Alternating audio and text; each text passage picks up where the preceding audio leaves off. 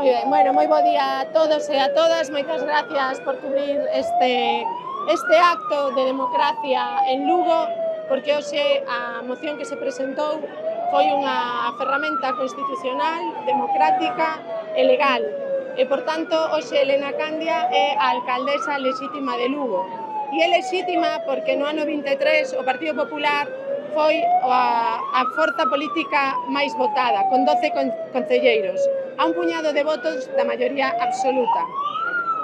O que vimos hoxe é o principio dunha oportunidade para Lugo. Hoxe Lugo empeza unha etapa de sol, hoxe hai un día maravilloso en Lugo, un día donde se van a empezar a facer proxectos pensando nos lucenses. Proxectos que presentou o Partido Popular, perdón, que con tanto ruido quedo sin voz. Proxectos que presentou o Partido Popular cando presentou esta moción de impulso para todos os barrios e para todas as parroquias de Lugo. Por tanto, eu quero felicitar a Elena Candia e a todo o Partido Popular de Lugo.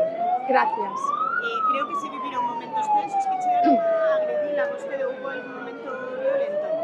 Bueno, nos levamos días advertindo de que a escalada de violencia a que estaban instigando o Bloque Nacionalista Galego e o Partido Socialista podía acabar en algo malo. Hoxe o Partido Popular e as persoas do Partido Popular que viñeron a apoiar aos nosos candidatos, ao noso grupo municipal, puxéronse no lado onde a Policía Local marcou que había que estar.